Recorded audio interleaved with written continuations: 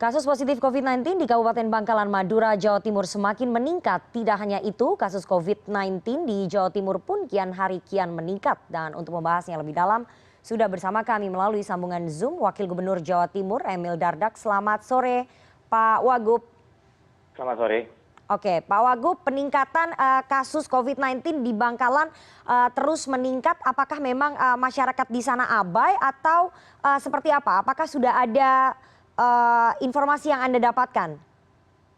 Ya, memang kita telah menerjunkan tim mobile PCR ke Bangkalan untuk bisa melakukan screening secara lebih proaktif terhadap kenaikan kasus yang dilaporkan terjadi di 5 kecamatan yang kebanyakan di utara, yaitu Arosbaya, Tangguh, 10, Kelampis, dan Geger. Jadi dibarengi juga dengan adanya klaster tenaga kesehatan di Rumah Sakit Umum Bangkalan, maka kita melakukan koordinasi dengan sangat intensif hari ini menyusul surat yang kami terima dari Bupati Bangkalan kemarin yang menyampaikan situasi terkini penyebaran kasus COVID.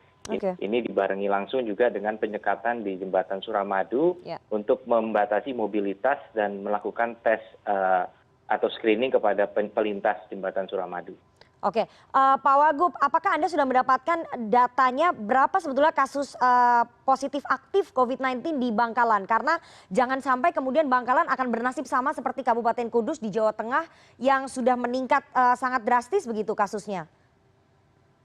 Ya, kita punya data, tetapi secara agregat juga memang kita sudah mencermati kenaikan kasus yang terjadi dalam tolok ukur keterisian tempat tidur di ICU maupun di tempat tidur isolasi.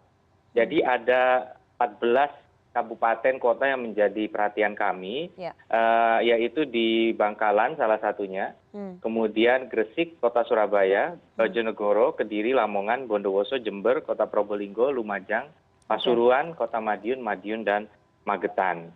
Ini yang menjadi catatan kami mengenai kondisi keterisian tempat tidur, dan juga memang kami mencermati juga ada yang kita definisikan sebagai zona merah, manakala keterisian ICU maupun isolasi lebih dari 60%. Untuk ICU yang lebih dari 60% ada Bangkalan, Madiun, Trenggalek, Tulungagung, Tuban, dan Kota Madiun. Ini menjadi perhatian kita. Memang di awal Lebaran angkanya 1.400 kasus aktifnya, 1.400-an, dan menjadi 1.879 kasus aktifnya. Yang tertinggi saat kemarin itu kita lihat adalah Madiun 171, Bangkalan 48, ini adalah status per 3 Juni. Dan angka ini sepertinya sudah naik khusus Bangkalan dalam 2 hari terakhir. Oke, Pak Wagub, ada 6 kabupaten yang menjadi zona merah di Provinsi Jawa Timur. Tadi Anda sebutkan beberapa selain Madiun. Definisinya berdasarkan keterisian betul, ICU ya, betul. Bukan zona merah yang definisi BNPB. Karena saat ini tetap masih zona merah, BNPB masih 0.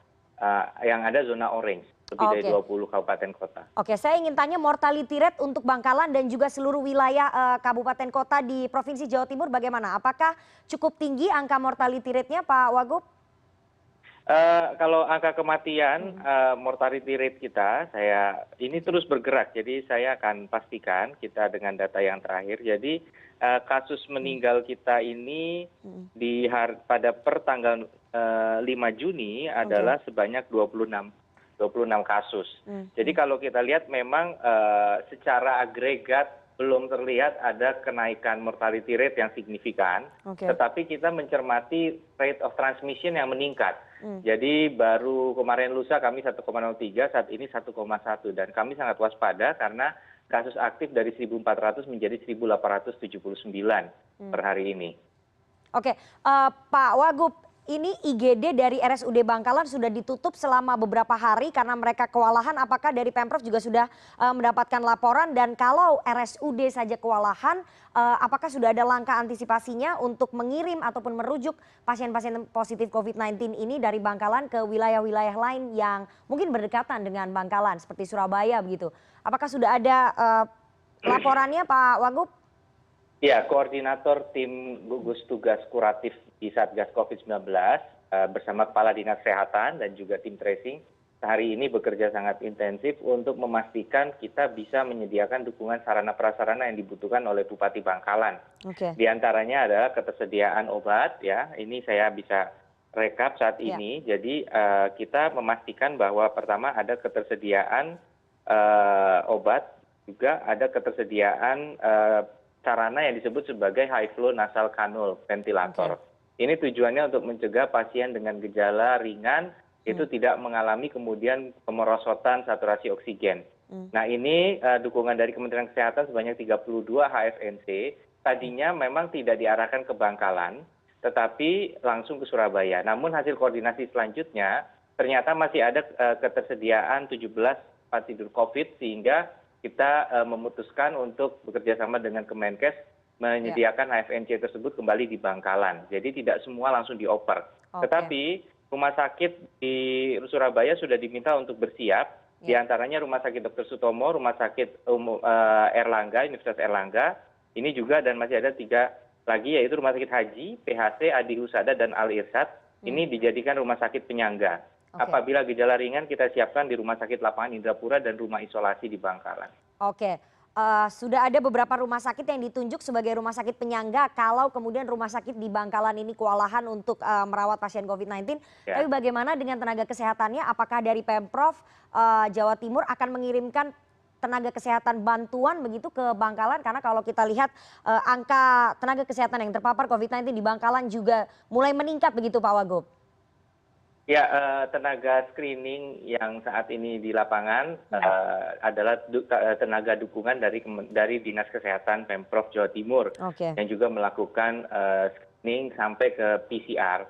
Nah, ini dari sini memang mungkin hari ini terus akan kita buat keputusan mengenai dispatch tenaga yang dibutuhkan atau justru tetap kita siagakan sebagai penyangga dari fasilitas kesehatan yang ada di Surabaya. Kita tahu bahwa memang saat ini terjadi 15 ada 3 tenaga kesehatan yang meninggal dunia dan juga ada yang dirawat, sehingga kita masih berdiskusi tentunya di saat yang sama pasien tetap pastikan tertangani sembari kita memastikan berapa persisnya akan didispatch ke sana dan berapa yang akan standby untuk mengantisipasi rujukan ke rumah sakit penyangga. Oke, saya sebetulnya ingin bertanya lagi kepada Pak Wagub. Banyak sebetulnya yang mengatakan bahwa masyarakat di Madura ini prokesnya sangat rendah begitu, kesadaran terhadap protokol kesehatannya sangat rendah. Saya ingin konfirmasi apakah betul bahwa masyarakat di Bangkalan di Madura itu memang tidak begitu taat terhadap protokol kesehatan sehingga itu kemudian meningkatkan angka positif COVID-19 di sana dengan sangat cepat begitu Pak Wagub? Saya rasa ini menjadi PR kita semua, ya, karena kasus COVID yang turun signifikan terjadi di berbagai daerah di Jawa Timur, dan kasus-kasus lonjakan klaster-klaster keluarga ini bukan hanya terjadi di Bangkalan. Bangkalan salah satu dari daerah di Jawa Timur yang memang kami melihat perlunya peningkatan secara signifikan kepatuhan. Tetapi bukan hanya Bangkalan. Kami dapat laporan juga dari berbagai kabupaten kota mengenai terjadinya klaster-klaster yang muncul akibat kemudian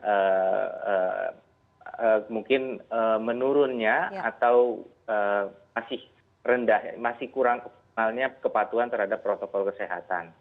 Oke, Pak Wagub, tadi sudah ada kebijakan dari Pemkot Surabaya untuk melakukan penyekatan terhadap jembatan Suramadu, baik dari Surabaya ke Madura ataupun dari Madura ke Surabaya. Menurut Anda seberapa efektif itu akan dapat mengurangi penambahan kasus COVID-19 yang migrasi dari Bangkalan, dari Madura ke Surabaya? Seberapa efektif menurut Anda, Pak Wagub? Ya, ini karena situasi kenaikan kasus di Bangkalan sangat signifikan, plus kita juga ingin mengurangi resiko varian baru yang mungkin muncul dari luar negeri, yang mungkin terjadi di Bangkalan, tapi ini masih harus dipastikan melalui genome sequencing untuk kasus-kasus yang positif yang ditemukan dengan cycle threshold di bawah 30. Maka ini adalah keputusan bersama dari Forkopimda, TNI Polri, dan juga Pemkota Surabaya dan pemerintah provinsi untuk melakukan penyekatan di jembatan Suramadu. Dari 125 tes swab acak yang dilakukan antigen, sudah ada 6 yang ditemukan positif dan ada 3 shift yang disiagakan untuk terus melakukan, terutamanya untuk warga ber-KTP Madura yang melintas ke Surabaya.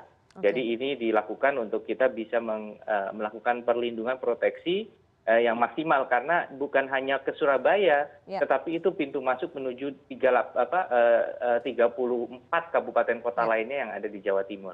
Oke, oke. Terakhir apa yang akan dilakukan ataupun strategi apa yang akan dilakukan oleh Pemprov Jawa Timur mengingat 19 Juli ataupun bulan depan adalah Lebaran Haji, pasti banyak kemudian orang yang akan melakukan mobilitas pergerakan karena yang kemarin saja meskipun ada larangan mudik Lebaran tapi masyarakat tetap kemudian bandel dan pulang ke kampung halaman. Apa yang akan diantisipasi ataupun dilakukan oleh Pemprov Jawa Timur, Pak Wagub? Setiap kali ada potensi mobilitas yang tinggi, bersama dengan TNI Polri kita akan melakukan pembatasan mobilitas masyarakat. Terutama misalnya ada Silatoron ya, jadi kayak lebarannya orang Madura. Itu waktu itu tahun lalu pun juga pada saat itu kita melakukan pembatasan yang sangat seksama terutama di Jembatan Suramadu ya, di wilayah Perak di utara Surabaya, karena mengantisipasi banyak warga Madura yang ingin melintas. Gitu. Jadi kita akan selalu menentukan titik-titik yang krusial, yang vital untuk mobilitas ini. Dan apa yang kita lakukan hari ini adalah satu bukti, termasuk dengan Pak Wali Kota Surabaya dan dengan Dinas Perhubungan Provinsi dan Dirlantas Polda Jawa Timur, bahwa kita akan segera bergerak untuk melakukan pembatasan dalam mencegah terjadinya penyebaran COVID lintas wilayah. Oke, baik. Semoga kasus positif COVID-19 di Jawa Timur tidak akan bertambah banyak begitu ya, tidak akan melonjak. Mengingat bulan depan adalah Lebaran Haji, semoga kemudian masyarakat tetap patuh terhadap protokol kesehatan yang sudah dicanangkan oleh pemerintah. Terima kasih sekali Wakil Gubernur Jawa Timur Emil Dardak atas waktunya kepada CNN Indonesia Newsroom sore hari ini. Sehat selalu Pak Wagub.